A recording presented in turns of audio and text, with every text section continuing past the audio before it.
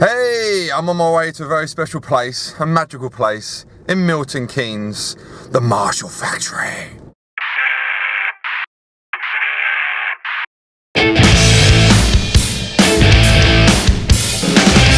My religion is friction. Speak up, boy, clear your diction.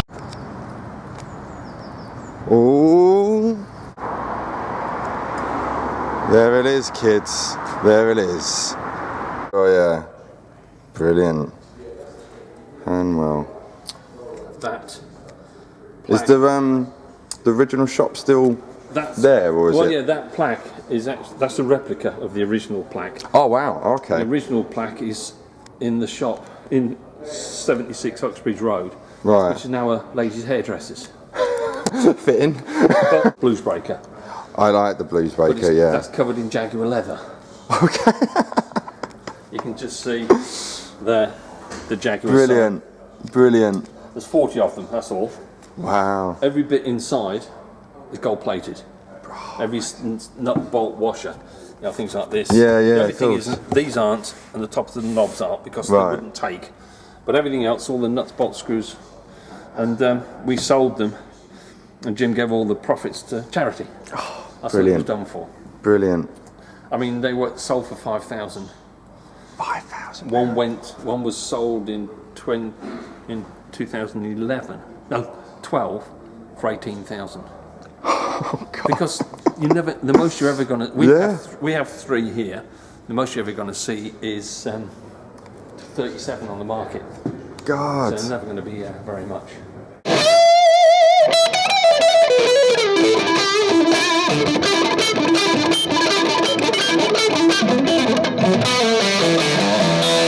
We made 150, well it's 101 because that's the 101th. Yeah. We made a 50 as it stands and then 50 with a limited edition Gibson guitar. Brilliant. And they were 16,000. It's nuts, isn't it? A lot of people have, maybe not all plugged in, shall we say. Yes. Yeah. Certainly. I mean, the worst one I ever saw was Manor War. Have you heard of Manor War? It's used to be an old thrash metal band. No, I haven't. No. American thrash metal band. Right. Bass player had 32 cabinets on stage. 16 1x18s and 16 4x10s. I like him. Pushing 32,000 watts. And he had. No, sorry, 16,000 watts. I get it right. Yeah. After a gig, it's the ringing in the ears. It's like a good old one there. That's called a pig. Oh, okay. Interesting. The reason it was called his nickname was a pig because it piggybacked the idea it sat on top of Of course. the Yeah. floor. Yeah. Of course. Only 3 knobs. The best you want. Yeah, volume, treble and bass, but they're all active. They're all volume controls. Right. Unlike a normal tone control, which just takes things away, they actually give you stuff as well. And actually boost the bass and boost the treble. Sure. Sure. Yeah. Really well. Brilliant. Gianni JVM. Nice. You can see that you've got the valve board there, all the Yeah. sockets for the valves. That's the backboard. In this is also going to have one of these boards Okay. and one of these. Then it finishes up with about 500 components. Wow. God. To load those components from these, in other words, from the boards from empty to fully loaded, Yeah. takes about 22 minutes. Really? Which we think for us is quite quick. That's some. Yeah. God. You know, especially that amount. As you can see, they've got the next order there. Sure. They will take that order, get the chassis around the corner, and put the whole thing together. Brilliant. So for those guys to take their chassis, put the circuit boards in, transformers, front and back panel, it takes about another 35 minutes. So to build a JVM, it's about an hour. Amazing. Absolutely amazing.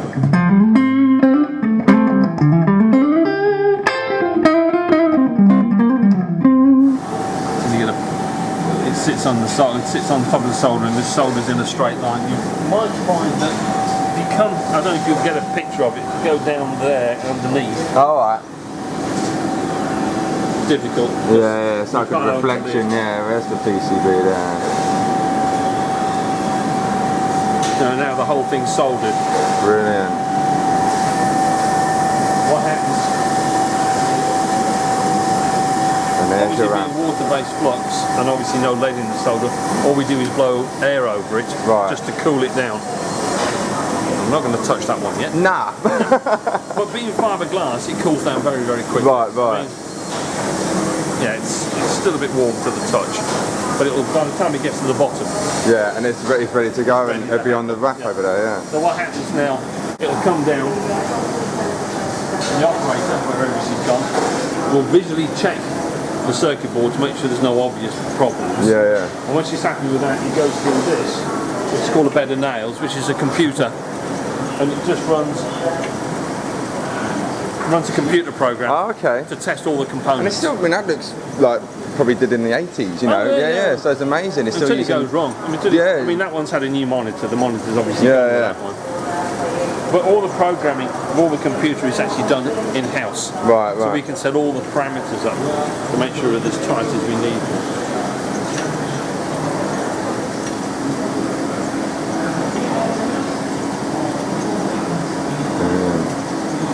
There we go. So that's that side, all nicely soldered. Yeah. Turn it over. Look at that. It's all nicely soldered on the other side. 59. But it's still done by hand. Yeah. You're still got to put all the wires on by hand. There's no machines to do Yeah, of course. You get the two slates.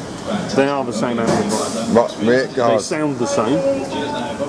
We put these both on in the theatre and you played them and you wouldn't hear the difference. Sure. What you're paying for is the hand built, the way it looks, the retro. The retro look. I mean, that is still, the power supply is slightly different on the new one, but it's still done, it's still a circuit board, so it's still, and that part, the resistors are put in by that machine we've just seen stamping. Then the rest are put in by hand, it's flow soldered, and then it goes to that lady, and she'll put in. But they both sound exactly the same, really, in hindsight, But what you're paying for this. But it looks better, doesn't it?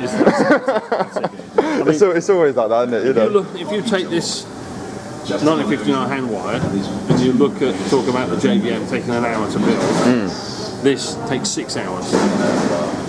This takes an hour and 20 minutes. Yeah. For the gentleman there to put the chassis together, he will take about half an hour.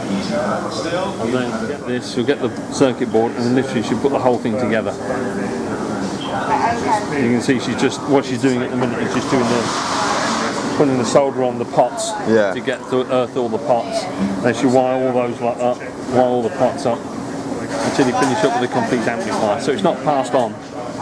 So any standard chassis or any standard amplifier, hand wired, is only really 3-4 people touch it.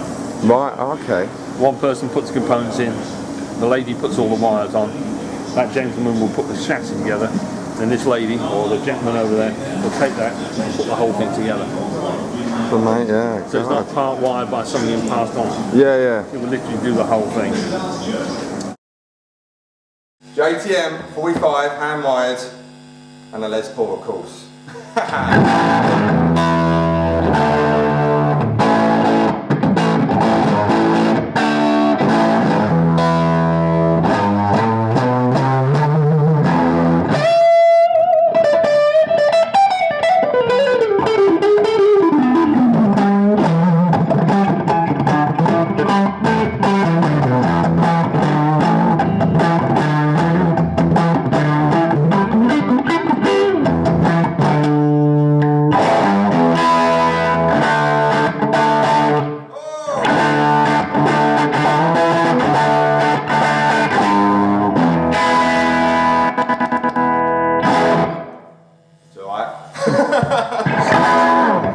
Just alright. It's alright. The Silver Jubilee. I'm a bit excited about this one. Pure that, and as cheesy as it looks.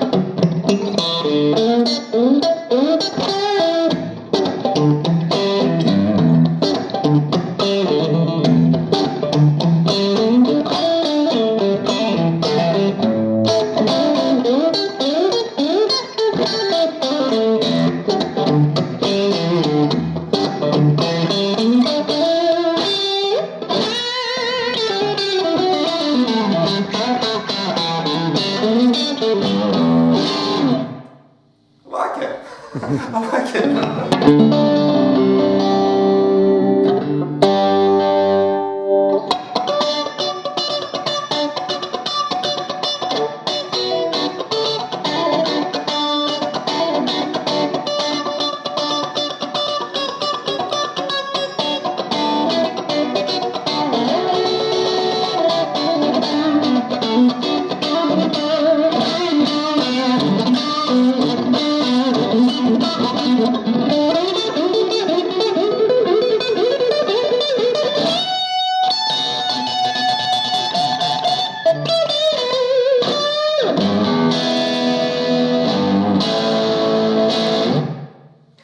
Silver Jubilee. I know, it's just so light, do you know what I mean? I'm just so used to it. Guys, it's a 1974 hand-wired combo with the tremolo on as well. Sounds lovely.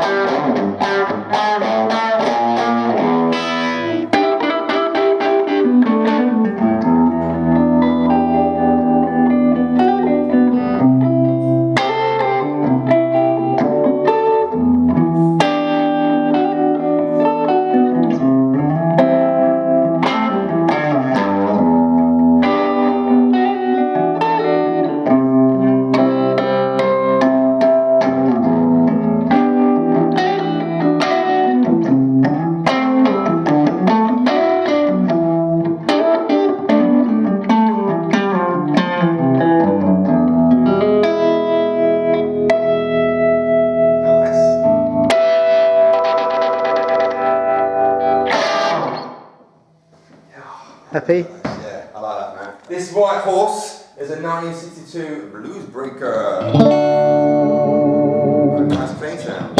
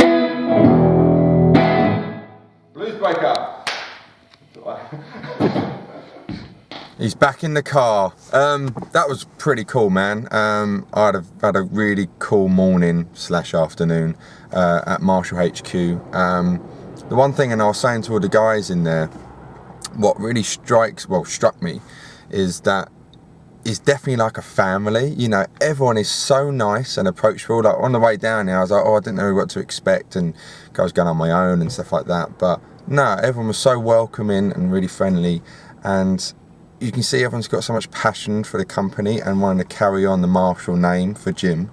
You know, a lot of the guys I was speaking to have been working there for 30 plus years, you know. And I just think it's amazing, you know, like I say, I was saying to them, it's very much like a family there, you know, and the gear was great. I played through the JTM 45, which is cool. We called a crank. Well, actually, I had it very, very loud, and if you want to get more gain, you have to kick it. No, little kind of cheeky fuzz, or was it the governor pedal they did? That was a great pedal. And then played the Silver Jubilee, the brand new one, which is coming out, I believe, in May. Jonathan said, which was really cool, and this is a rock machine. You can hearing it, you can hear why people like Slash. And Joe Bonamassa, you know, and John Five, and Zach Wilde love the Silver Jubilee. It's a great amp from the 80s, and it's cool that they're now reissuing it and doing it. And it was, for me, playing a kind of very early, well, not an early version, but before it's come out. You know, it's not coming out for a couple of months, so that was a great honour. But my favourite was a 1974 little combo they got there, 18 watts, and sounded great tone, and that is certainly, I said to Joel, that is on my list of things I want to get.